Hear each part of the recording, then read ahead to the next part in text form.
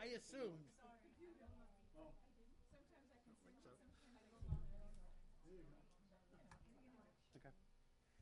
Okay, well, it is, by my watch, 7 o'clock. So call the meeting to order, if you would. Wait a minute. Now I'm going to call the meeting to order since it's 7 o'clock and now the microphone is on. And as usual, we're going to start with introductions. I'm Chris Christensen, chairman of the committee. And to my right is? Lauren Jennings, vice chair, and I'm glad to be back. It's a long months, but it's okay. I'm a grandmother. Julie Poole, committee member. Maureen Howell, senior representative. Christine Lavoie, member, Dog Park Committee. Michelle Cushman, secretary. Dan Ricker, member. Jackie Flood, member. Rick Grenier, MYA representative. And Matt Kasparius, Director of Parks and Recreation. Thank you all very much. Nice to have you here. The first Real quick, we have meeting minutes and agendas here if anybody doesn't have a copy. Which do you need, or both? I read them, but I didn't print them because I can't figure that one out. There we go. I did. I just see. Yeah.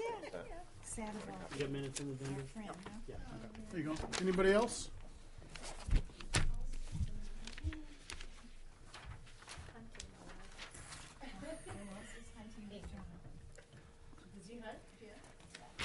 A mutual friend and her husband. Crazy people that sit in trees. Okay, now we're ready. Yep. And the first order of business is the minutes of October. Do we have a motion relative to the minutes? I'll make a motion to accept those. I'll second. Thank you. I do have one thing that I don't know if we can figure this out or not. But we looked at the votes, and we approved a couple of things, 900, and one buried in the middle was 800. And I think there was somebody who left the room for a few minutes. It's number 4 under new But business. Yeah. if we can identify that person and say so-and-so left or whatever, or was not present for that vote. So so it starts 8 at the top, right? And then once the next vote comes in, Yeah. right under new business, still 8, I guess. And then I've seen 8 there, yep.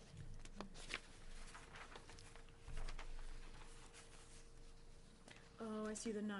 Okay, so that might be a typo then. I don't Okay. remember anyone leaving. Oh. No. The adjournment's 9. Yeah. 6, 7. Everything else is 8. So then you know what? She probably just got excited that we were leaving.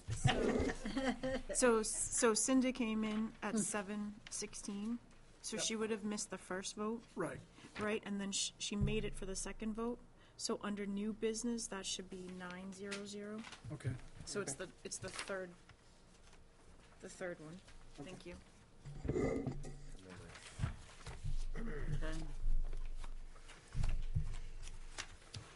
Other than that, I think everything else is pretty much good. Any other thoughts, comments, questions? So, with that one correction, all in favor signify by saying aye. Aye. Aye. And that gives us 1, 2, 3, 4, 5, 6, 7, 8, 9. Any abstentions? 1 abstention, 2 abstentions, 3 abstentions. 603. Yes.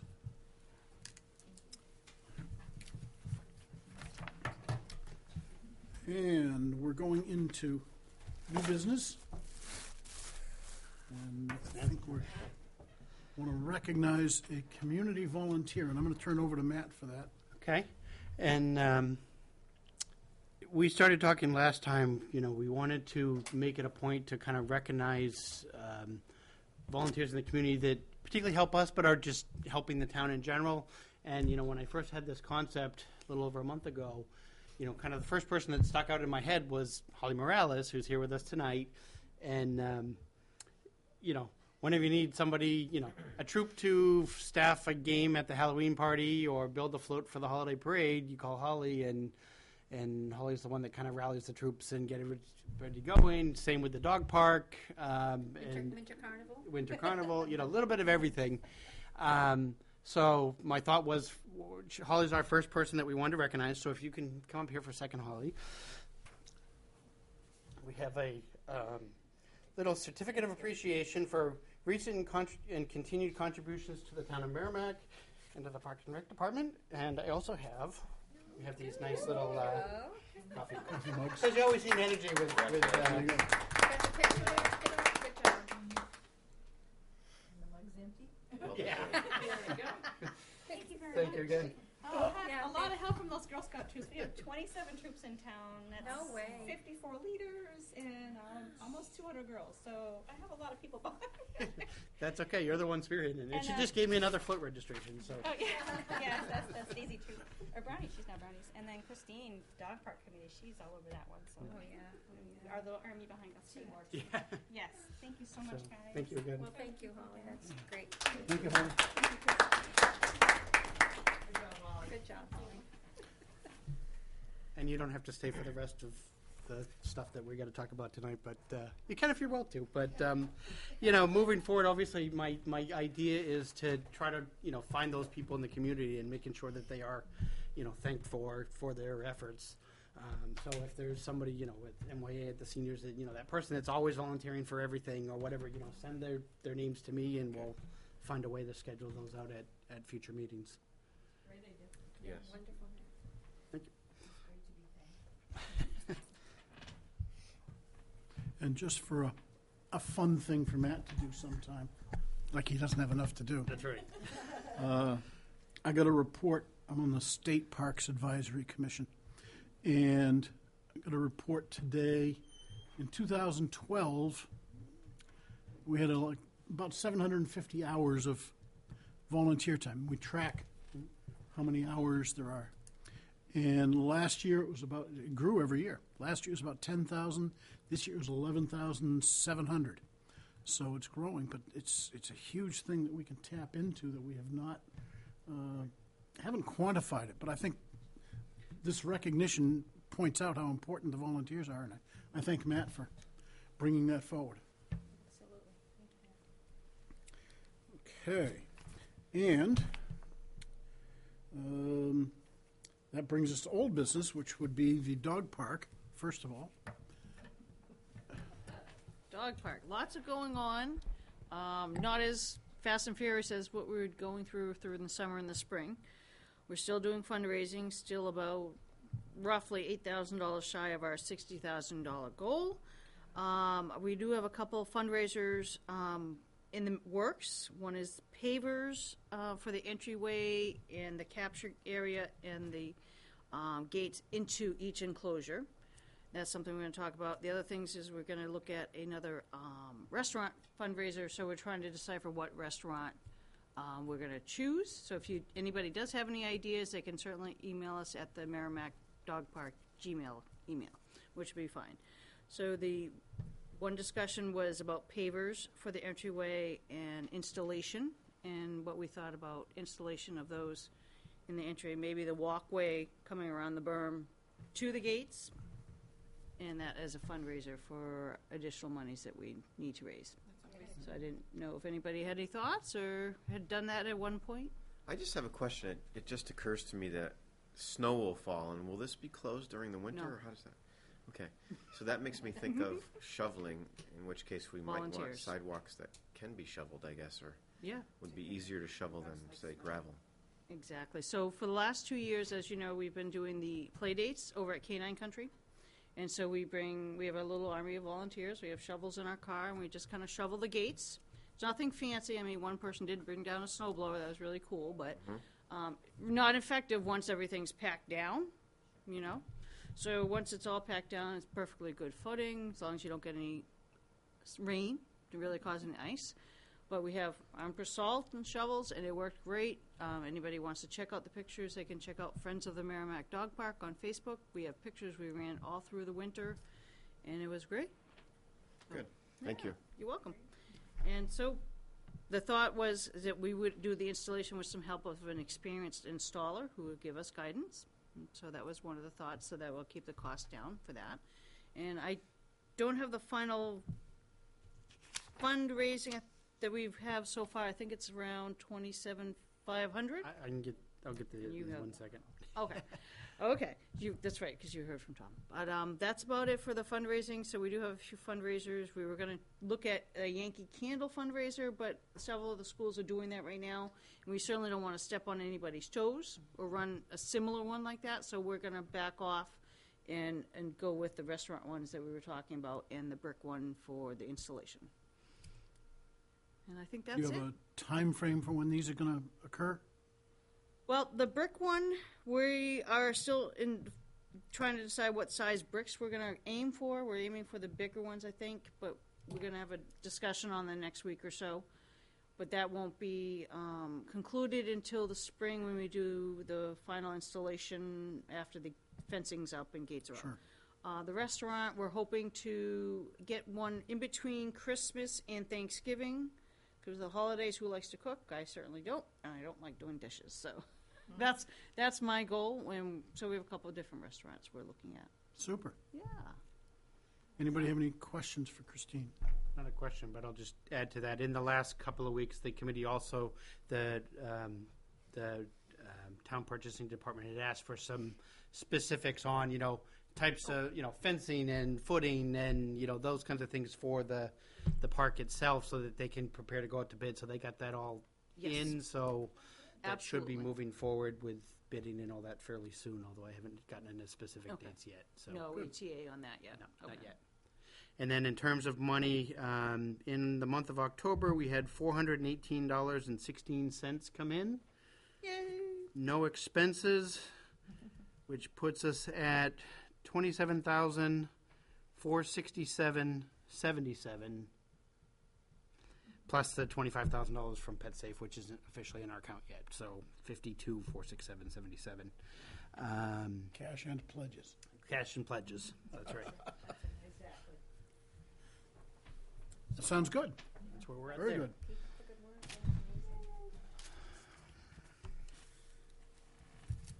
And also under old business, function hall rentals. Okay. Pass these, and I did email this out last week. This is kind of the updates since our last meeting. One is kind of the revised form. The other individual page is kind of a summary of everything, and it kind of answers some of the questions that came up last time. One of the questions that came up last time was, what's our actual cost going to be? Working with Paul McCallie, we figured out basically we're adding $5,000 to the Parks and Rec budget for heat, electricity, and kind of operating supplies. Which, if you divide that by a year, comes out to $13.70 a day, assuming you had an event every single day. Because we could potentially at some point, but just a starting point. And then if we staffed say a 3-hour event, assuming an hour before the event and an hour after event for setup and cleanup of that staff member, it comes out to $79.40. So for a 3-hour event, it basically would cost us $93.10. And again, assuming max pay rates and all that. Again, trying to get it kind of a working number so that we can keep rentals as inexpensive as possible, but also making sure we are covered when we are doing them, that we are covering some way and we have some kind of solid justification for that. So with that, based on our discussions last time, we combined. Initially, we had, if you remember, we had the resident rate and the nonprofit rate, which was cheaper than the residents, and the thought was last time to combine those and make those kind of the same amounts. So we've done that. But again, with the nonprofits, we have the option for, volunteerism in exchange for use of the building, so they could still get it for free. And we also reduced. It originally was $150. I put the category down at $125. So again, if it's $93, $94, it's costing us $125. We're making something, but not more than that. We took out the requirement for the police detail. Again, the council's obviously got the final decision, but for now we'll leave it out and see what they say when it gets to them. We left the out-of-town groups at $300. Eventually, when we finish off the basement, which if we're really lucky, we'll be able to do as part of this whole winter project this year, and I'll know that in the next couple of weeks.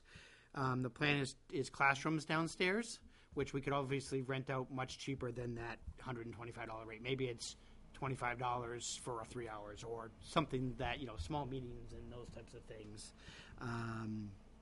But we'll cross that bridge once we get to there. Last time we spent a long time talking about the insurance. The recommendation for Primex was basically $1 million per occurrence, $2 million per aggregate. I actually looked back at what we had in place 8 years ago when this building was rented, and it actually was $1 million, $2 million, and that's what we also charge for field usage. That's what they're required to carry. So we're not changing anything, so that stays as is. Obviously, if somebody burns down the building, we want their insurance to cover it before we tap the town's insurance. I talked to Primex about the tenant user liability insurance, and I had him just kind of give me a rough estimate. If you had an event with 100 people, whether it's a reunion, a birthday party, whatever, no alcohol, 100 people, that $1 million, $2 million policy would cost them $77. They can also get it, obviously, from their own carrier, but this is a place to get it if they don't want to get it from their carrier. If you add alcohol to that same event, it basically adds $100 to the cost, so $177, $175. But say you're doing a family reunion or a wedding reception or something along those lines. Compare us to the hotel, or even realistically, the O'Leary Center, and their rates are going up, or at least anticipated to go up. We're still going to be cheaper. Yeah. So what happens with the senior center if we can't keep it open? Because We'll rent it to you. not a good answer. I've already used it once. It was beautiful. That's a, Competition. excuse me, I don't think we'll be talking the same events and the same people. I don't think it'll compete. It's a different type of ambiance facility, though. Yours is the O'Leary Center is obviously a nicer facility than this is a more realistic. Well, it still is. It's nicer floors and it's rustic. Yes, exactly. Well, but I'm going to suggest, as Jackie says, I remember once when I was on the board for the senior center, or the O'Leary Center, and there was a request to use it for an event that involved children. Can't do it. It's an adult community center, so we're a function hall for child events. And you were on the committee, you couldn't say anything? I did say something. It's not.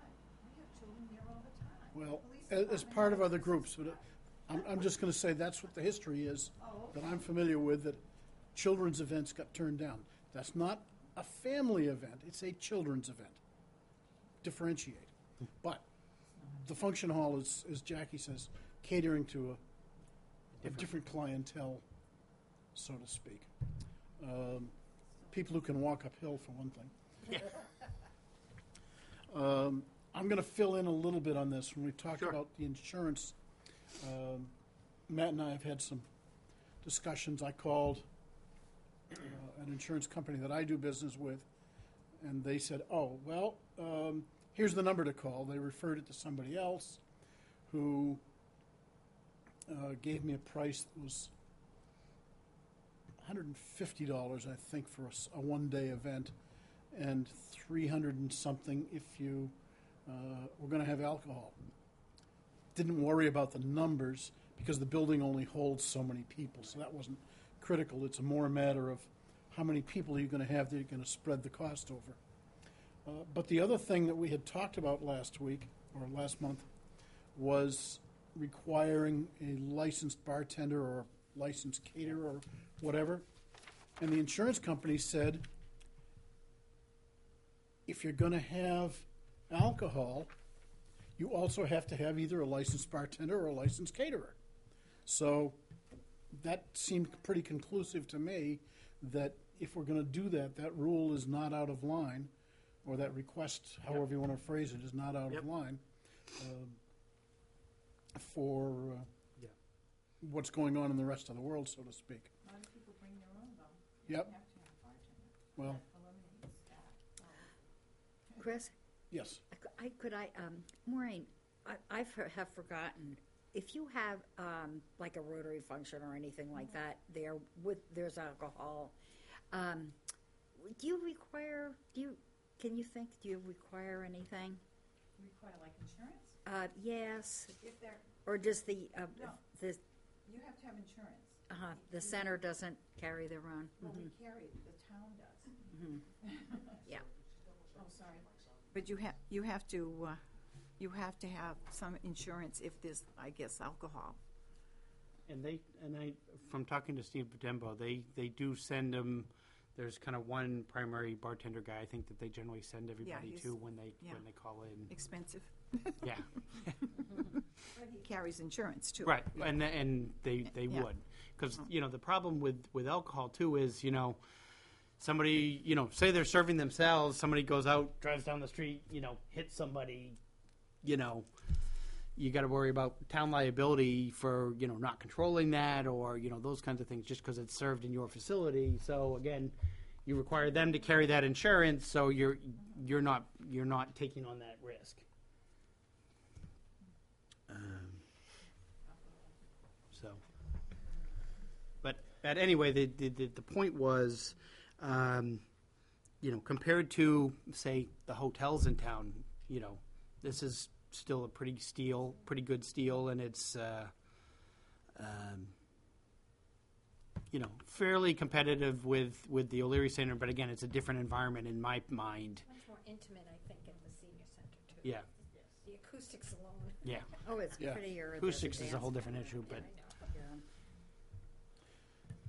The other side of the insurance thing I looked at, my recollection is, I haven't rented the school in a long time, that I could bring in a letter of insurance from my homeowner's insurance company, which is usually, for most people, is $300,000 coverage. That's all the school requires. And the homeowner's insurance covered that. But I checked with a homeowner insurance agent, and they can do the letter, they can provide coverage that says bodily injury and property damage and all of that, but they cannot add to that policy the town as an additional insured. And that's something that is frequently required as part of Matt's proposal. And so that works under the Primex or the other event insurance Yep. that doesn't work under the homeowner kind of thing. I did have two thoughts before Yep. we get too far into the rest of the rules. One is, we said nonprofits and residents at this rate, Yep. out of town at this rate, second rate. Yep. And I don't know if we need to clarify that nonprofits from out of town are, in fact, still out of town. Yeah, the way it's worded on the form is Merrimack-based nonprofit, Merrimack resident or business, and then non-resident, basically, for anybody. And the other parallel I draw is, again, to the schools. You pay for the room rental Yep. if it's during a time when the staff is already there. They do not charge extra for the staff. So if I want to rent for an event on Tuesday afternoon from 2 to 5, when there is staff there, Yeah. do I still have to pay for the extra person? Something to consider, that's all. I don't expect an immediate answer, but it's something. And I don't know how others feel about that. It's just a,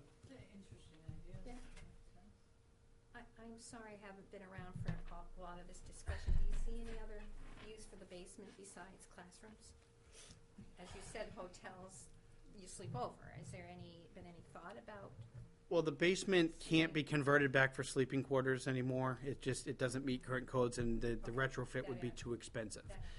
Somewhere down the road, could we look at fixing up the cabins to the point to renting those out? Yes. but they need some work to get to that point too. So, but the basement can't be used for that. So, And the cabins aren't heated. and yeah. Well, what can I say? And going back to the the rentals and kind of the fees and things, realistically, a lot of these events are going to be nights and weekends, so I'm not going to necessarily have staff, Right. and going to need to pay somebody to be there, because part of what we're looking at is, we're looking at, if the budget's approved, and we'll talk about that later, but after school programs. So I might have staff till 6, but not till 8 or 9. So it's not like the custodian's automatically scheduled till 10 or 11. I'm thinking more if I want to teach a yoga class from 9 to noon. Yeah, That's probably a pretty long period of time for that. it is, but yeah. Or 7 to 9 at night, or 7 to 9 at night. No, at night Yeah. there's nobody there. But during the day, that's the point. Well- Anyway, something to consider. Well, the other piece that we added in here was, after Chris and I discussed this, was a statement that basically says Park and Rec Director has the authority to make exceptions to the rules. So the yoga teacher that wants to come in at 6 in the morning, so I don't have to hire some staff, if they're there every single week, then, that's a different, we can make those exceptions kind of case by case. But also additional requirements if some weird event comes in that there's a potential for, a college reunion. High school. 300 people with alcohol. Maybe we might want to think about some additional restrictions on there, like the police detail. And so we have a generic statement in there that basically says I have the authority to make those exceptions without having to go back to the council every single time they come up. And I think that's the biggest plus to the whole operation is to say, look, we're flexible here. Yep. Yes. Yes, I think these are, a lot of common sense kind of things, and I think that it's reasonably priced and so forth, because I called around a couple of years ago for a spaghetti supper for a group, for a nonprofit, club in town, and everything was so sky high, it was just ridiculous to think about. The other thing is that this is only for the function hall, and I thought that maybe as the winter goes along or the spring, we could talk about fine-tuning them, maybe like for Watson Park or Wasserman Park, outside events like the yoga teacher. I'm thinking about things like that. Well, right now we have, using the yoga teacher example, we do have, the town has a policy in place. So, for example, Kevin O'Leary runs a basketball camp at Wasserman Park every summer. Exactly that. And so he pays us a per participant head, so it's $10 a kid per week for that camp that's running there, because he's using the outdoor basketball courts. And so that kind of already exists, and it's actually worded in the actual policy here that same kind of language is in there. Yeah. So when it's those types of things, kind of routine classes or, whatever, we'd price it out differently. And if somebody wanted to volunteer their time and not charge people, you have the authority to, Great. Other thoughts, comments? I think it's, Chris? Oh, that's all right. The other question, or the other statement, statement I had was to, as far as the hall and outside the hall grounds and everything else. Now, what seems to be kind of blowing up too is like the mini photo shoots. Mm-hmm. A lot of photographers and people are kind of getting into this, and I know a lot of people doing it, and they do it seasonally. Fall and they charge $100 an hour for 15 minutes or whatever it is, and this would be like a great opportunity too for somebody like that to use that space. Yeah. I think that would be. In my old community, we actually used to partner up with a local photographer to offer that at one of our facilities. We actually had a gazebo on the water, so it was very popular for that kind of stuff. But we'd schedule it that way, and they'd schedule the appointments with the photographer through us, so we could do that down the road. The other thing I'm kind of thinking with this building down the road is, hire, the Parks and Rec staff to run your kid's birthday party, and That's we've got really the cool. supplies and, that kind of thing, which they're certainly not going to do that type of thing at O'Leary Center, Why not? You could, but I don't think you would. Well, it takes the pressure off the parent. I mean, that's a great idea. Really, you could run a lot of things baby. Go for it. Go for it. No, I think that's a great idea. Well, and again, we got a playground there and outdoor space, and we've got all the sports equipment. So, Yeah, that's a great idea. but food for thought for down the road. Other questions or thoughts or other changes people want to discuss, or Any other thoughts? So I guess the question I have is, probably need to the make a one that, where'd it go? This form that you just handed out, which contains the application Yep. and the rules, Yep. and is that does that consider the change? I haven't read through this. All the changes on that summary sheet are in there. Yes. Okay, so this is ready to go to town council for approval. Yes. Okay, so I guess we will entertain a motion to recommend approval by the town council. Hands all over the place. Christine? Go, Chris. I recommend we bring this to town council. Second by Laura. Yep. Any further discussion? All in favor signify by saying aye. Aye. All opposed? Motion carries. Good job. Yeah. Thank you for bringing this all together. It's certainly a lot more in depth than the one we had from that we were working from when we started this process. So. Okay, next item, still under old business, aren't we? Yes, is budget. All right. I had intended to bring in my laptop and so we could project this on the screen, but left it at home this morning. So we're going to do it the old-fashioned way. So with paper. I think it was back in September that we talked about the budget and kind of future planning and things that we were thinking. So as you're looking through this, basically anything highlighted in yellow is a change. Most of them are increases. There's a few decreases. What I want to do is kind of just briefly go down through some of these things just so people know what they are, and then we can go from there. First page under wages part-time. The wages for tennis and the lifeguards basically went up slightly. We're looking at expanding our tennis program a little bit. Lifeguards, we're hoping to increase the starting rate. Can't talk tonight. Increase the starting wage for lifeguards. Last year we got up to $8.50, and we had funding in the budget to put on weekend lifeguards, and we couldn't find the guards to work it, so we didn't open on weekends this past summer. And the problem was there was a huge shortage. I mean, there was, everybody around here was scrambling, and so as a result, everybody jacked their rates up. And we went from $8 to $8.50, and so didn't have it in the budget to go any higher than what we were at. And, but like Manchester hires 30 lifeguards in the summer, and they were paying $12 an hour, and we're paying $8.50. So like with the lifeguards, it'll go up to. I've proposed up to $9 an hour. I'm still waiting for a response from the town manager and obviously ultimately the council. It'll get us a little closer to some of the other towns, Amherst and Milford, and I can't compete with 12, but it gets us a little closer.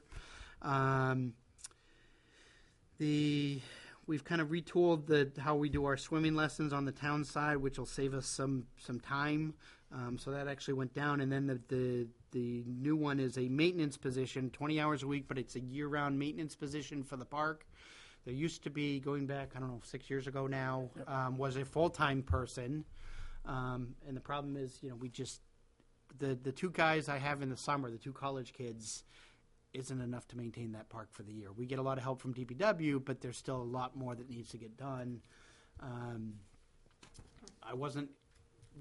knew going into this, I wasn't going to be able to convince the town to give me a full-time person with benefits in year one, but the thought is with this maintenance person, kind of jack of all trades, probably more weekends so that, if you have an event on Saturday morning in the function hall, they're staffing it, and then you have another one on Saturday night or on Sunday, you've got somebody that can clean the building between the events.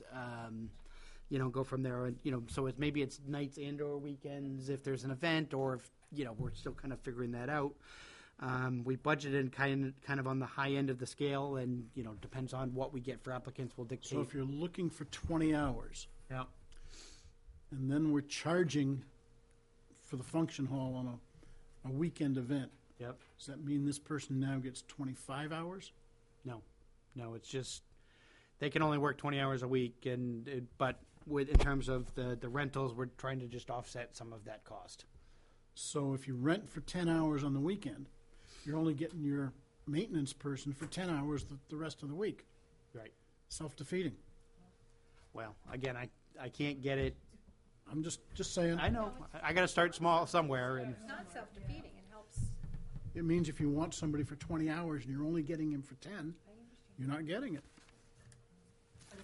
well, it's a Yeah, start. it's a I mean, start. and again, so say there's an event on Saturday morning and one on Saturday afternoon. So maybe that week he works, 8 to 5, and that's 8 of his hours, and he gets 2 hours on Sunday, or maybe he does a longer day and gets it all done in one day, and then the next week it's Tuesday, Thursday, Saturday. It's going to be a kind of a flexible I think schedule. it's a good way to do it, because this Well- is what people need to do, too, to work 2 or 3 jobs. And we may not have, rentals for weeks at a time, so it'll just be okay when there's no rentals. It's, Well, this- the other thought is, while an event is going on, they're doing other there's things. 3 hours worth of time that you can do. And that's part of the Something idea, else. going back to why we staff the event. Yes. So another thought on this is that you have a 2-tiered type of maintenance person you're talking about. Obviously, you need a maintenance person who's going to be able to do the jack of all trades, the repairs and whatnot. Then you need somebody who's probably a little bit less skilled in doing the cleaning aspect of it. So there could be a different pay rate there as well. Oh, So yeah. maybe you can adjust the hours and look at it that way. Right, and so you might, this is based on the maintenance wage scale that the town has. The most that they can earn is $15.88, but it starts at 11 something, and the kids I hire in the summer are at 9. So I might be able to, maybe this week he can get 25 hours because he didn't work last week or took time off, or so there is some flexibility. And again, it depends on Okay. what they actually make and who we get to fill that position in. And then we'll still have the 2 people in the summer for the other stuff, So it's about a $15,000 increase, but it's mostly tied to that maintenance position. But I think the town kind of recognizes that there's a lot of other things that need to get done in there. The next page was the operating supplies, basically of the function hall, went up $1,000 to cover kind of cleaning supplies, minor repairs, so forth. Electricity again went up $500 based on kind of what we're thinking the electrical bill is going to be. The system's going to be propane at the park, so we've got money in here. Obviously, $3,500 built in for heat, and we do that because the kitchen's already running off propane. So we're instead of one propane and one oil, everything's the same system, and it just makes life easier. And maybe we'll save a little bit because we're buying bigger quantities and whatnot. Moving down, let's see, it's 3. My original course is not double-sided like yours is, so I'm trying to think about it. Okay, so page 4, it's minor increases for the most part. Again, we've added money to the buildings and ground maintenance to continue building some of these repairs that we need. Going down to page, I think it's 6, or kind of where it's recreation programs. This number's going down a little bit this year. One of the reasons for that, we've kind of gone up on our budget for all of our special events because as these events get bigger, it's been costing, 2 years ago, most of these events we were running on $500, and now it's closer to like 8 or 9 or 1,000. And attendees is a lot higher, which is what makes it a lot more expensive. But where we save money is in a couple of places. One, that we used to have $4,000 in the budget for bus trips. And the problem with bus trips is, if you go to, like, for example, last winter we went to White Christmas. Chartering the bus to Boston plus buying the, $50 tickets or whatever they cost, that was a $3,000 trip for that one trip, and now I've only got another 1,000 left that I can spend. So what we started doing this year, because even though we were paying the trip money, it goes back into the general fund instead of coming out back into this fund right now.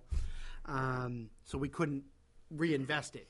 So what we started doing this year was we started working with Ties Tours and Travel here in town. We have the participants write the checks directly to him, or they can actually register through his website to him, and then he pays us a commission instead. And I'm now not tapping into that $4,000 because it's not technically we're advertising for him, and we get a commission out of it. The other nice thing about working with him so far has been that, if I charter a bus, realistically, I got to get 30 people to break even on that trip. He's got those 12 passenger or 10 passenger Sprinter vans. So we sent 10 people to Blue Man Group in Boston, and with dinner in the North End. We went to Maine Lighthouses this fall. I've actually got 9 people going to Macy's Thanksgiving next week for Wednesday, Thursday, Friday. That's awesome. And again, those are all trips I would never be able to do because I need to fill a bus to cover the cost. So it's a lot of littler trips instead of some of the bigger ones. So we were able to kind of take that out of the budget, which allowed me, one, to pad some of these other numbers and, to cover kind of anticipated future expenses on special events.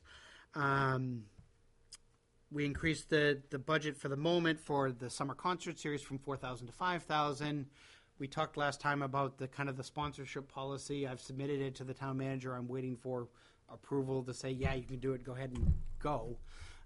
But theoretically, if I get that approval, then that number will go away next year too, if I can get it fully sponsored, or if I can get, instead of $5,000, if I get $5,000 on sponsors, maybe I'm spending $10,000 on bands, or Sure. The budget used to be 8,000. Yeah.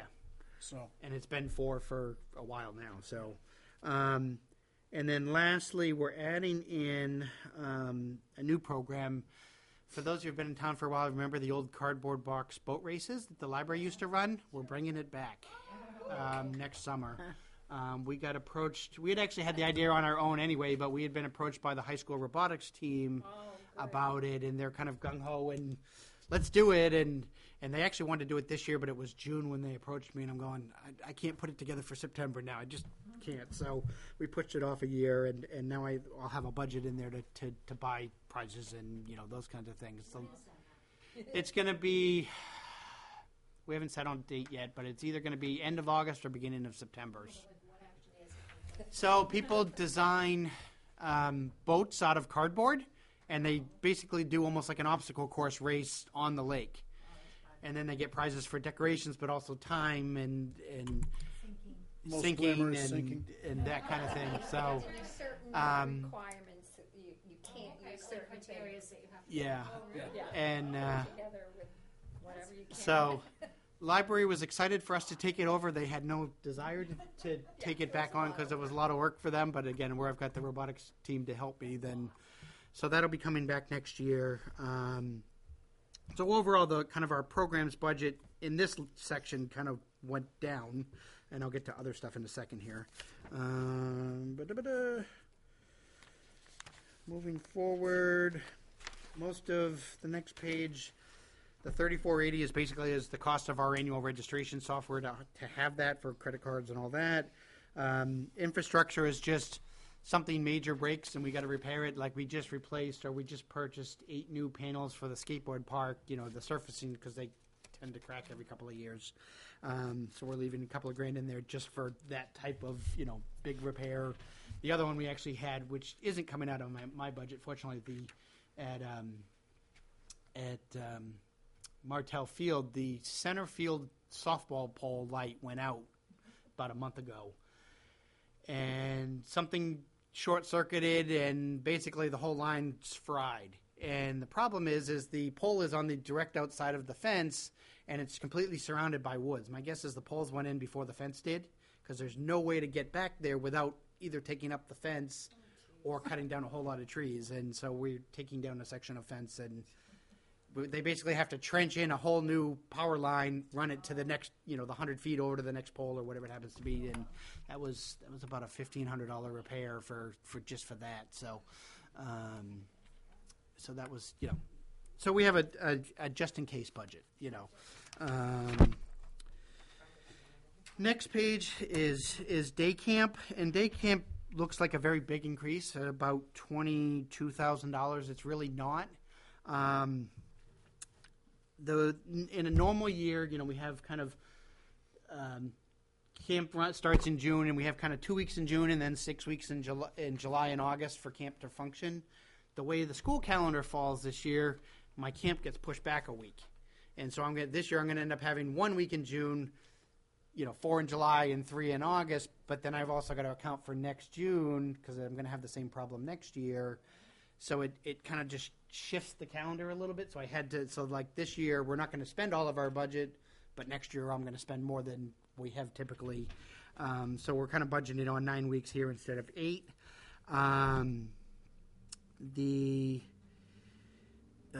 The only other change in terms of the camp, and actually I'll mention this too, is that it's actually a nice problem in a sense with the way the school calendar falls, because we heard from parents last year, school, camp ended August 14th last year, and school didn't start till the 7th. Yeah, it's a long time off, so at least this pushes us a little bit later and gives us that option.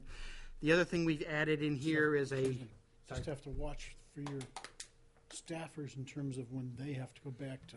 Right, and what we may end up, Team the last practices. week of camp might end up being a Reduced. smaller session or whatever, but we're budgeting assuming that we have the staff, if Yep. just in case. The only other new addition to the camp is technically it's listed here as a part-time camp EMT. It's technically a full-time position, but it's covered in another program, and I'll talk about that in a second. But we're required to have somebody basically with advanced medical training on staff whenever kids are present. Well, we have morning extended care starting at 7:30 in the morning, and we're there till 5:30 at night, which is a 10-hour day. So I can't have my regular camp nurse working for 50 plus hours a week, because the overtime would kill us.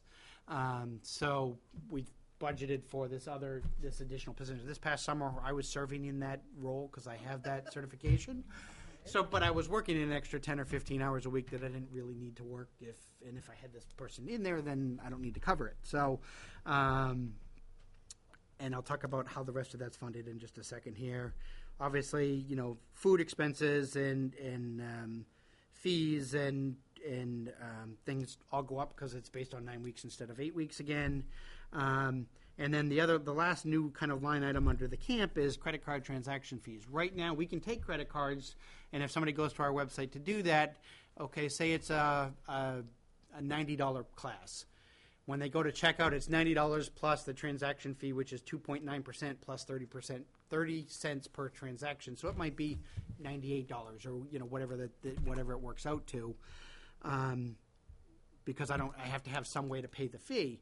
We're building into the budget for all of our programs that credit card transaction fee, so we don't have to charge the extra percentage. So the class is $90, the class is $90, and that's all you pay. And so we're building that cost into the camp. We are going up in cost of camp from $195 to $200 is what I've recommended to offset that expense.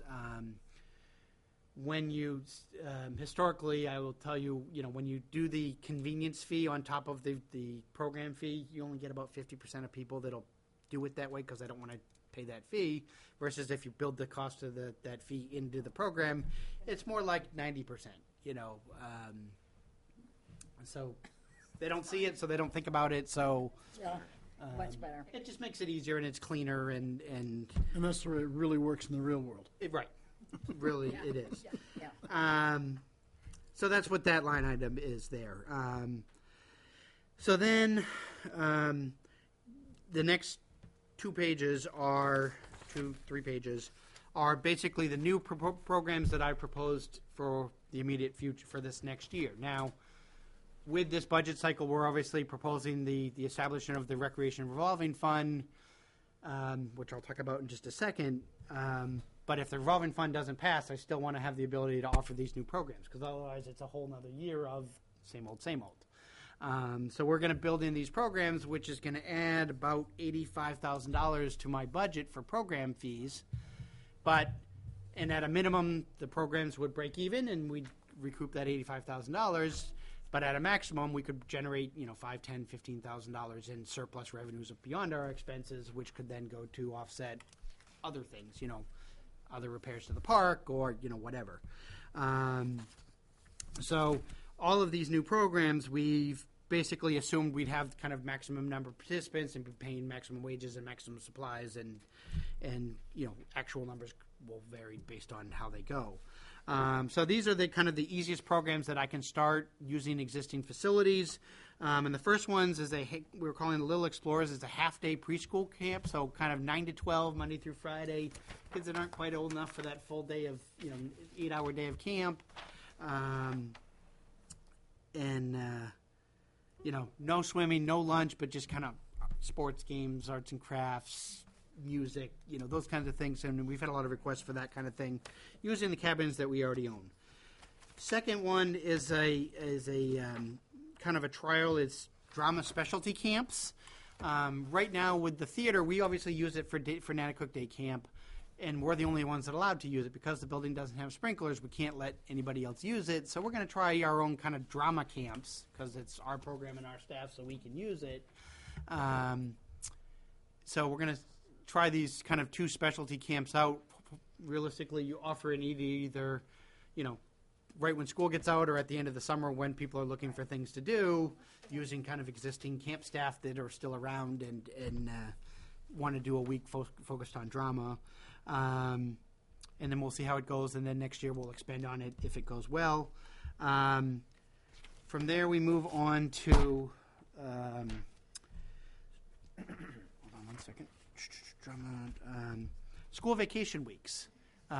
December, February, and April. Low cost, affordable. Again, we've got the function hall program, Monday through Friday program, something like $125 for the week for a 6-hour, 7-hour day, 8-hour day, somewhere in there. Childcare essentially for parents that have to work that don't get to go on vacation.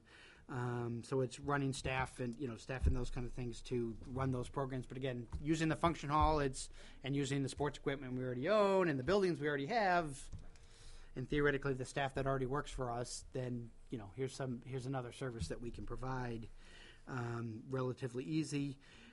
We've had a lot of requests for more of a specialty camp for teenagers. The kids that are getting a little too old for Nanticoke and want to do something a little more adventuresome or outdoorsy. And so what we're kind of envisioning, and again, like the drama camp, kind of a trial period,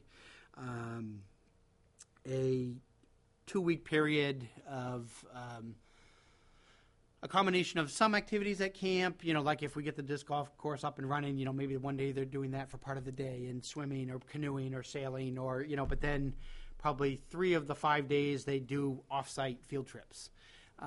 So maybe one day is to a state park, maybe one day is Canopy Lake, maybe it's, that kind of thing. For this year, we think there's going to be a lot of interest, but for this year we're going to keep it to 2 weeks only because I've got a lot on my plate this summer right now. I haven't established that yet. Probably 12 to 15, maybe somewhere in there. Maybe go a little. I don't know. I haven't answered that question yet, but because I got to get the funding first. But it's an expensive program to run, mostly because we got to rent those buses, and buses don't tend to be cheap. Plus, you're paying the admissions fees and that kind of stuff. I've wanted to do, since I've been here, get into kind of park ranger environmental education programs with Wasserman. It's a perfect environment for it. Eventually, I'd like to get into kind of whole theme weeks of specifically nature activities. But again, we're kind of starting as a trial, and what I'm looking at this year is kind of do it as a series of workshops, probably weekends, Saturdays, Sundays. Kind of this week learn about birds, and this week about tracks and leaves and edible plants, or whatever it happens to be. Exactly. So we'll do them this year as a kind of a series of workshops, probably every weekend, although it could be weeknights too. We charge it, a nominal fee, $5 for a workshop, $10, something like that, for an hour or 2-hour workshop to learn about kind of the natural world. We may be able to rope some people and some funding Yeah. and from the Conservation Commission. Yeah, that's a good point. And then the last one is going to be the big one, and the kind of the largest new expense, which is an after-school program. It's $55,000. This is estimated to cost us to run a program from September to June. We're looking for the initial startup to kind of pull basically from Thornton's Ferry because it's around the corner. Again, the big expense there is the bus transportation because we've looked at it. I don't think there would be enough room to work with the schools to get them to have a stop at the park. Because from what I've been told is that the buses are fairly full as it is. So I don't think they're going to let me send 15 kids a day or 20 kids a day on those buses. If I could, great, but I don't think so. But this would give me another 4 or 5 staff realistically year round, not quite year round, but 10 months of the year, who then could maybe then work in a different role in the summer or, those kind of things. Part-time basis, 20, 25 hours a week. But again, it's running that full after-school program, looking at Thornton's Ferry. Obviously the school runs a program, but they're limited in how many they can accept. The Y does a pickup there. There's a couple of daycares in town that do, but there's less than a quarter of the kids from the school actually participating in it after school. So if I can get 20 kids a week, 15, 20 kids, I think my break-even point was 14 kids with the transportation.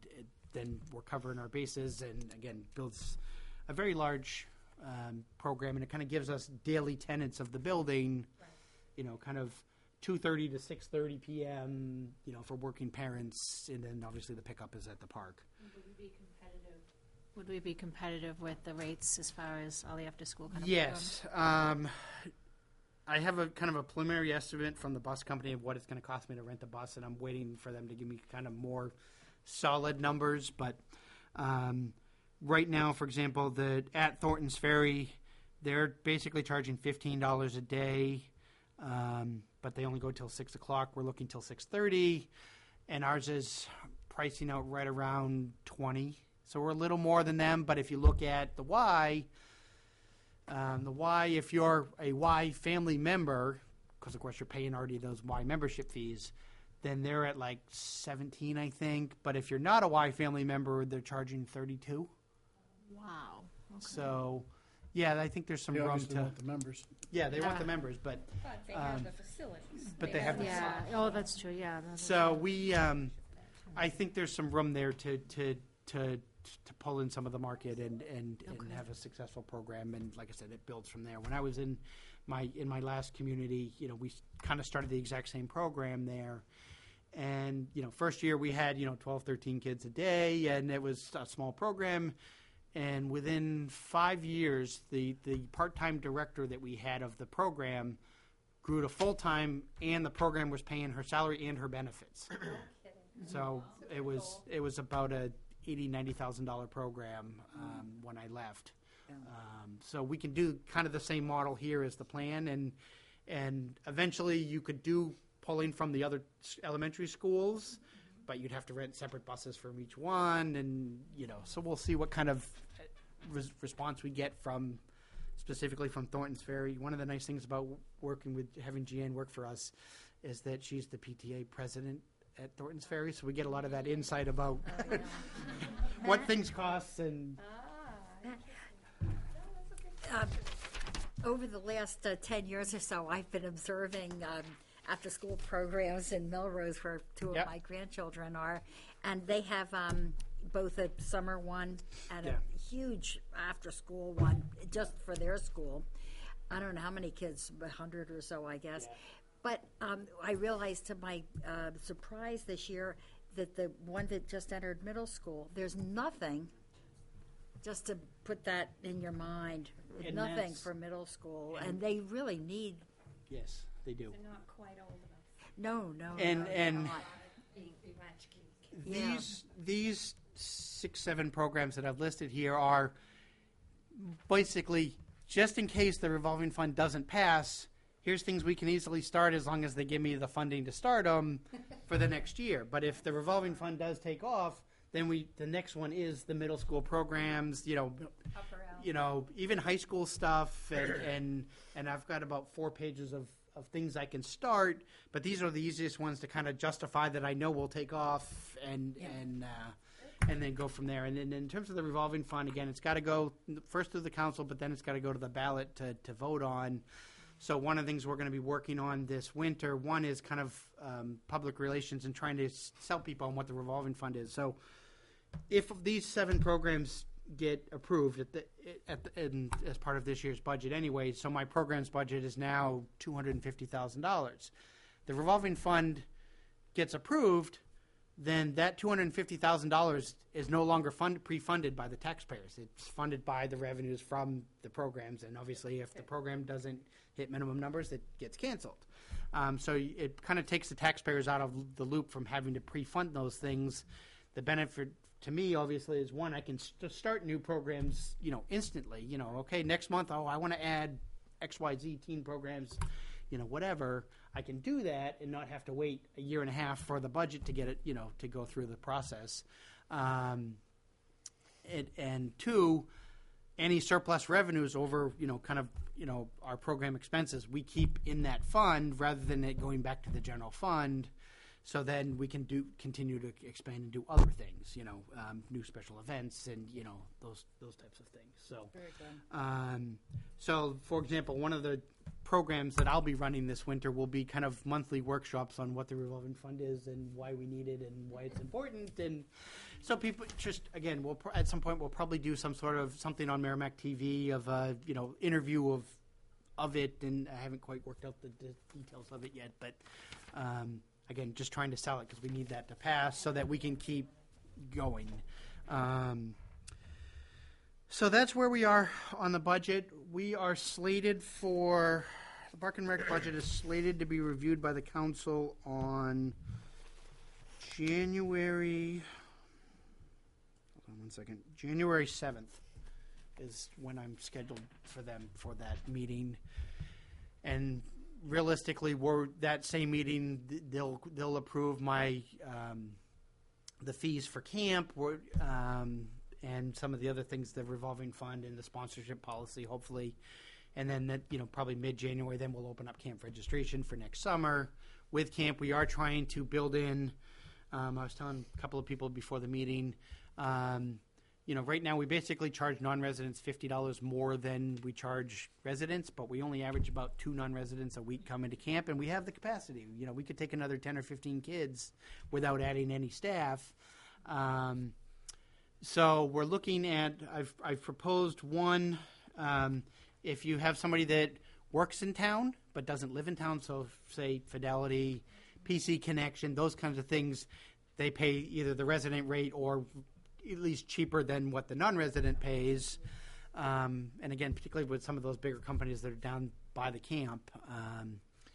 I've also proposed a sibling discount, which we don't offer, which hurts us a lot, and because pretty much every other camp in the world does.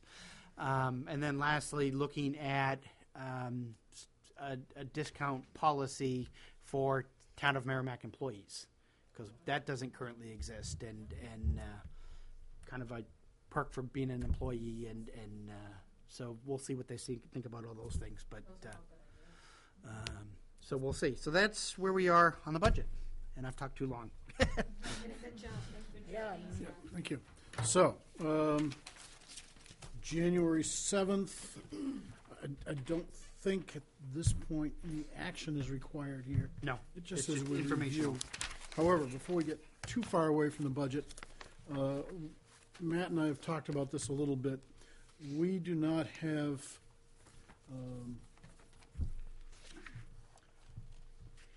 let me rephrase this. In the capital reserve funds, we have about 175,000 in field development and about 60,000 in playground equipment. Those goals, especially the field development, were based on being able to build and develop a field for $150,000. And that was probably 15, 18 years ago when we came up with that number. Don't think you can do that anymore for that.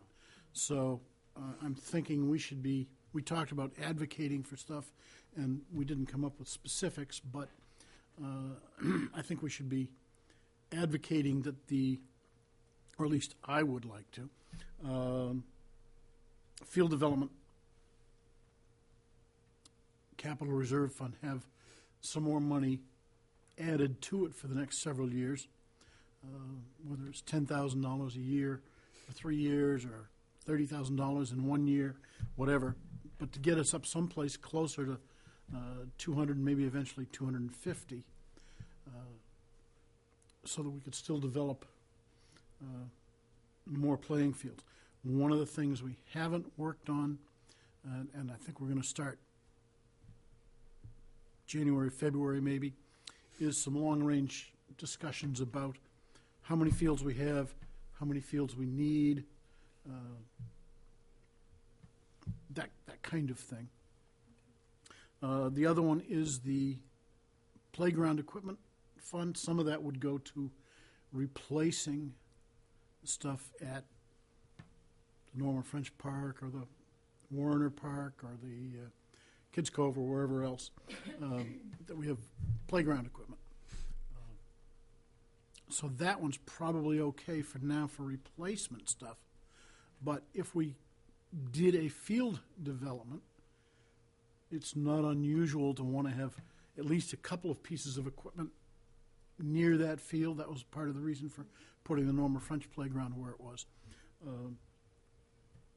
And so we need to think about that kind of thing in our long-range discussions as well.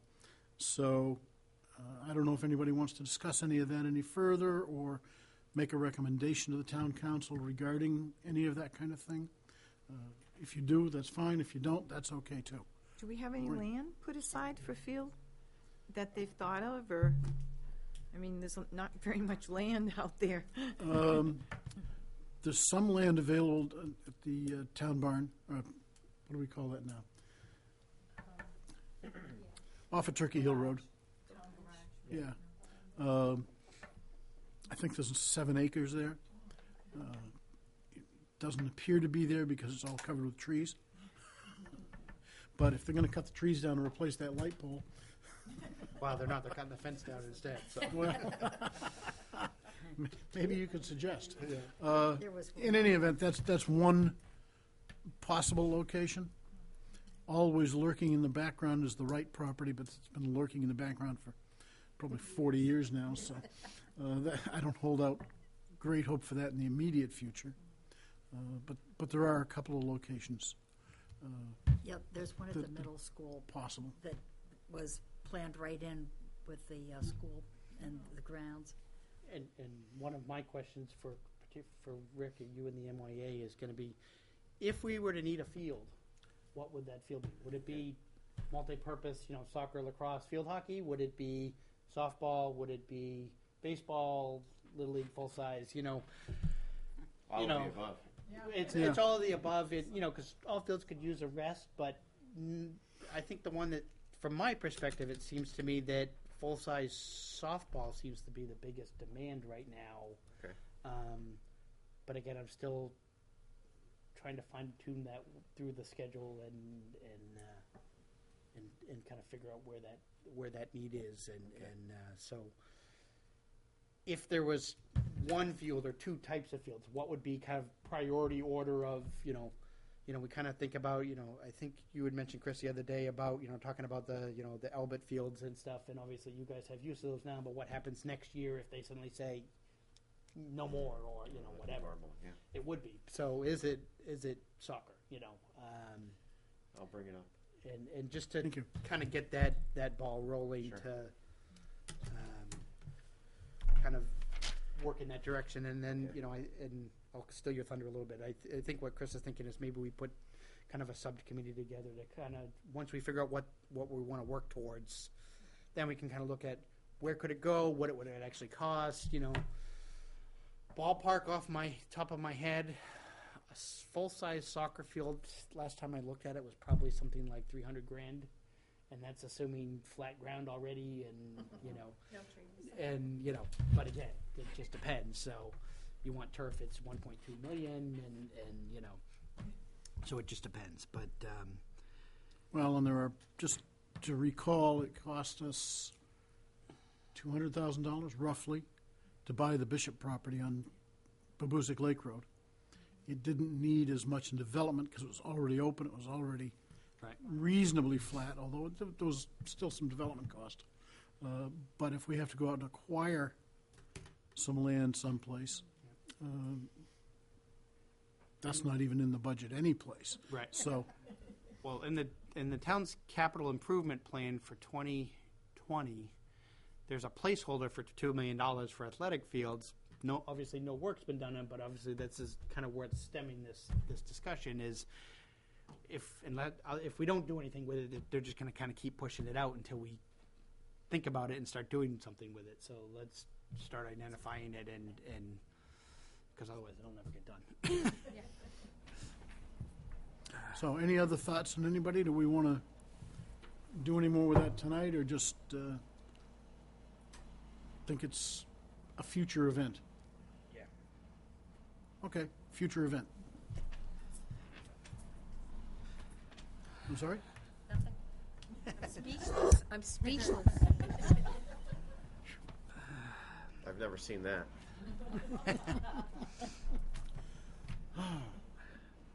Okay, I think that takes care of that section, which moves us To me, to the director's report. because I haven't talked enough tonight, but I know. I should. I'd move over there. So, as you know from last time, we had opened up the search for our summer camp director for next summer. We had gotten a candidate that looked very qualified. Unfortunately, we couldn't come to agreement in terms with this individual, and so they walked away. So we're back to square one for our search. So job remains open until filled, and we'll see what happens. We got some time. In an ideal world, I was hoping to have it filled by Christmas, because usually I start recruiting my returning staff right before Christmas to say, hey, you coming back? When they come home from college to see those letters, and it'd be nice to say, oh, and by the way, the new director of camp is so and so. So we'll keep searching and see what happens. Wasserman Park improvements are progressing. We've had contractors in giving us estimates on the water line, the sprinkler system, and the heat. We're still hoping to get the water line in December at some point, if all goes well, and as long as we don't suddenly get 2 feet of snow, in the next couple of weeks. But so far, so good. We seem to be on schedule there. Obviously, once the water line's in, then the heat can go in, and then the sprinklers can go in from there. So still looking at January, February, if all goes well. Worst case scenario, we're looking at April. But just depends. April, May, I should say. So that's ongoing. The Halloween party was a couple of days after our last meeting. We had a hugely successful event. Unfortunately, we had good weather. We had an estimated 800 people there, up from about 600 last year. And it was good that we had good weather because we never would have fed them all in the building. It was crowded in the building even where we were inside and outside. But so that was it. It was a great event, and glad it all went off without a hitch.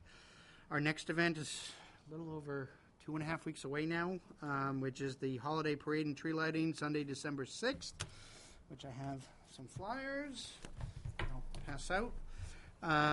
You may have seen these, you may not have at this point, but Flyer. Oh, really nice. Really nice. we've gotten about a dozen floats so far for the parade. Typically, we get 6 or 8 of them, right after Thanksgiving, that last week before the parade. So it's a lot of last-minute additions, but that's okay. We'll take it whatever we can get. What we ended up deciding to do is we're trying to obviously build up more floats. So we decided to do these kind of the almost like the team photo award plaques, like you see they give to like baseball teams and stuff. So the judges are basically going to select the winners while we're still in the parking lot before the parade actually kicks off. Okay. We're going to take the photo and then send somebody down to Walgreens to the 5-minute photo place and print the photo and then stick it in the frame and then award it during the tree lighting here. So that should be a nice little addition. I am still looking I could use a couple of volunteers from kind of 1:45 to about 3:15 if anybody's available. To kind of just helping getting the floats and everything organized down at Tractor Supply. And So we're not contemplating a PNR float? Not at this We haven't point. done one for a couple of years. No, and Okay. I think we talked about it last time. And We did. unless somebody would really like to, because the challenge with the PNR float is either I or Jan has to drive it, and the truck, because unless somebody else wants to put in their I private thought vehicle, but Chris Woods drive last time? Yeah. it's supposed to be a town employee driving a town vehicle. So Well, it wasn't a town vehicle. We Oh. never used a town Advantage. vehicle. Oh, okay. We used Advantage oh, Insurance. okay, well. Yeah, it's never been a town It was a vehicle. volunteer, yeah. If the committee would like to do a float, I've got all kinds of decorations. You can help yourself to it, but you guys think about it and let me know if you want to put one in, and I can We'll pull let out you all know. the let you know if let me know if you want to do that. It'd be But- nice. It's but just right now you need organizational volunteers right now, to yes, get the parade set up, yes, and making that come off is probably a bigger more priority. important than blowing our own horn. Absolutely. So that's Sunday, December 6th. If, by chance we end up having a rainstorm like we did last year and the year before, the makeup day will be the following Sunday, the 13th. And the only reason we didn't choose Saturday the 12th was because there's a couple of the big groups, the band, the dance studios and things all have events on the 12th. So we wanted to make sure if we did have to reschedule, we didn't suddenly lose half our parade. Would that be the same time? Same time, yeah. So parade kicks off from Tractor Supply at 3 o'clock. It's about 40 minutes for it to get to here at Abbey Griffin, and then the whole tree lighting and all that is done by about 4:30. So it's not a big event. And like I said, with volunteers, I really just need the organization down in the parking lot to get going. And once they're all online and we say go, then it kind of runs itself. That's why you can do a float. With the elf hats on. Do you want these posted? I mean, these are so nice. Do you want them, Sure, if somebody would like to take some, there's some at the library and there's some at, like the post office? and I've been giving them to businesses as I've come into The sign contact looks with. awesome. The signs are really Thank you. nice at Watts.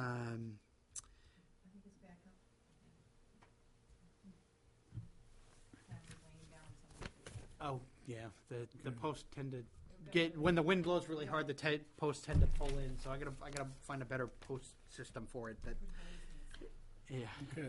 Santa calling? Santa Calling is coming up in mid-December. This is a partnership program with the police department, and Santa and Mrs. Claus call the kids that register to have Santa call them. And so I have these flyers as well, which I'll hand out. So the information's on the front, the registration form's on the back, and again, if people want to take multiples, we typically get 25 or 30 kids that do it every year. We're already up to 10 or 12, I think, so far, and it's not even Thanksgiving yet. So I think we'll get more of those will come in as we get closer to.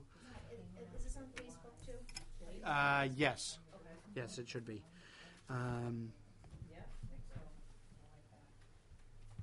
And if not, it will be tomorrow. I didn't see it. So Okay, I'll double check. Yes.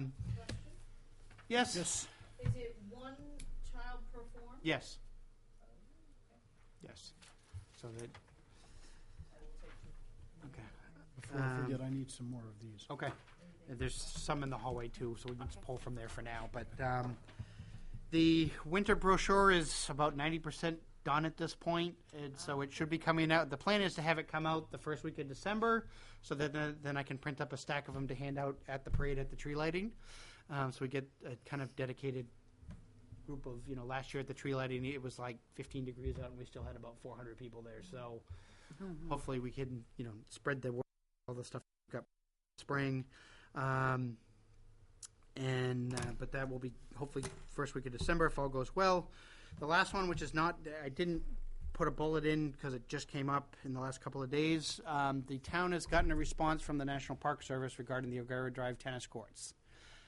They've given us basically 3 options of how to bring us back into compliance and move forward so that we're done with this issue once and for all. It is on the town council's agenda for tomorrow night, so of course I will be there tomorrow night for them to discuss those 3 options. I don't want to get into it here because we'll be here all night. The 3 options can be a little bit confusing. And again, it's just, so I'm going to let the council make their decisions, and then next month when we meet, or next time we meet, yeah, you can do that too. Matt, excuse me, is Yes. there a particular option you're recommending? I wasn't asked for a recommendation. I was asked to push it forward because, again, this has been going on for years. And, I mean, we sent the letter to the National Park Service in April, and we just got a response. So, Okay. And I don't want to preface my comments right now with I don't want to steer Understood.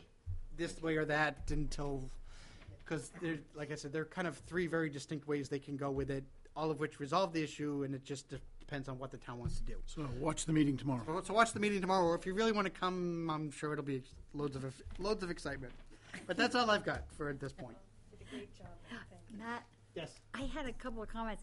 You might use the sign frame that the Rotary is using right now because was of the looking at turkey that. trot. Yeah.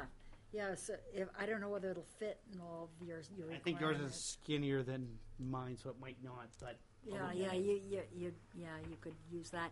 And another little thing that I was thinking about is I was reading in the newspaper about a Boy Scout project, and he was planning it, and a lot of them seem to come through Yes. through us. And not that you would be responsible for it, but to get the word out, maybe that I have never been aware of when they have a fundraiser to raise money for their event, like they always say they're going to have a pancake breakfast or a spaghetti supper. I never hear about these The things. ones that come through us, I promote the events when I get it. So, for example, last month we had Mr. Parker. Mr. Parker with the archery range. He got his approval from his Boy Scout troop a week ago Tuesday. He had his fundraiser on Friday last week, and apparently he generated $1,100 already. Oh, And So okay. he's already got Well, the that's area good. roped off. He's trying to get it done before winter, and Oh, that's good. That's I'm good. surprised. You should find out what he did. He did a like a spaghetti supper or something. Because I wonder if they would, if the troop, the leaders would get our, just paste Yeah. one of our emails on and at least tell these 20 people. Yeah. And again, whenever they're through us, we always promote it, on our website Oh, and yeah. stuff. So, I we never- do that kind of as we go. The difference is when the scouts are running something, they got a lot of manpower. Yeah. Yeah. Anyway, that brings us, any more on that? I'm done. Okay. Organization reports. I guess, Miss Maureen is up. Maureen. I'm up. Hey, everybody, back again. Seniors have been busy. We have a lot of things planned for next year, but nothing final, because we're doing sign-ups.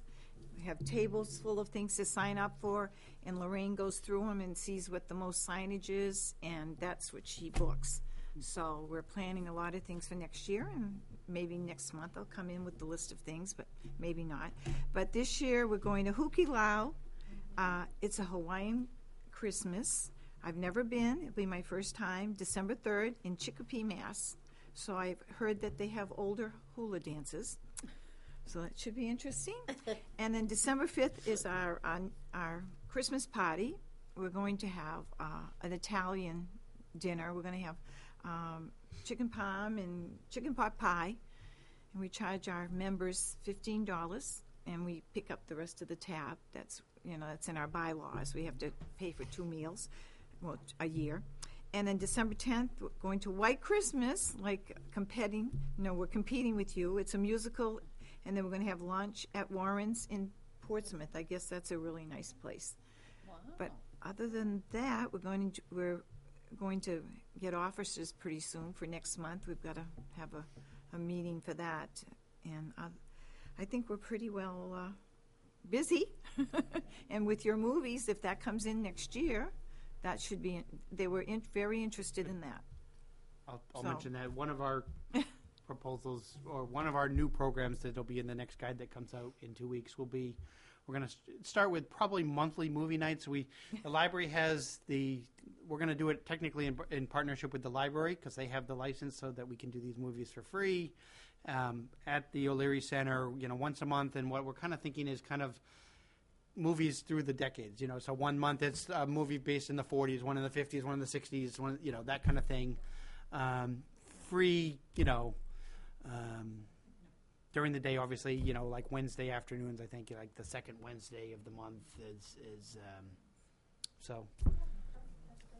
Yeah, I think so. Sounds good. Fun social thing, yeah, exactly. Anything else, Maureen? No, we're chatting about Merrimack residents having, when the trips don't get filled, we put it out to the neighboring towns. But most of the trips have been, these two have been right away filled. Nice. I guess at Christmas they're filled. And Things are running smoothly right now under the direction of Tom Thornton, our president. Basketball, wrestling, and football are currently in session. In fact, I believe one of our football teams is in the hunt for a state championship this coming weekend. Great. And we are in the process of reviewing all our program bylaws in an effort to make them a little more consistent and easier, I think, to abide by. And that's about it right now. Okay, do we have anything? Anybody bring anything to you from Nope. school or town? I don't see any public comment. Do we have comments from anybody on the committee that wishes to say anything? We've all been pretty involved, so I guess we've spoken as much as we need to, huh? Future meeting dates. The question has come up, do we need a meeting in December? I know sometimes it's tough getting attendance at a December meeting because people have so many other things going on. And we don't, to my knowledge, at this point, have any pending Eagle projects, for example, or Girl Scout projects, or anything else that needs to be approved in a super timely manner. Do you have something? Well, maybe. This is still up in the air, but there's 2 Eagle projects that are on my radar. One is there's an Eagle Scout that wants to build the sponsorship sign for the dog park. And obviously he's still working on his proposal, so he's not ready to come to us, but I don't know whether he will be in by December meeting or not, or it might be January. The other one is I had a Eagle Scout candidate come to me. We're looking at, lighting in Wasserman Park. And the what came up to me during the Halloween party is, the MYA had lent us the lights to light up the field to do our outside activities, but the roadway going up to the parking lot was pitch black. And it occurred to me that, okay, when we're going to start renting this building out, we probably need some lights there. So I had an Eagle Scout approach me last week about solar-powered light posts kind of going up the driveway from the function hall up to that parking lot. So he's working on his cost estimates. Again, I don't know if he's going to be ready by December or not. So it could wait till January, but those are the 2 that are on my radar. And I mean, we can just decide that both have to wait till January, or we can wait and see if any of those come through. I'm going to say, unless those come through, watch your email. But for now, let's assume there's no meeting in December, and we'll meet January, 20th. Yeah. December's. Do you want an The official motion? The alternative is that we have a Christmas party with a limited agenda. I know Laura wants to bake cookies. We've done that in the past. And Florence's is closed. I was just going to say Florence, no more Florence. Okay. I heard a motion to adjourn. Is there a second? I'll second that motion. Moved and seconded. All in favor? Aye. All opposed? Motion carries. We are adjourned. Thank you all very much.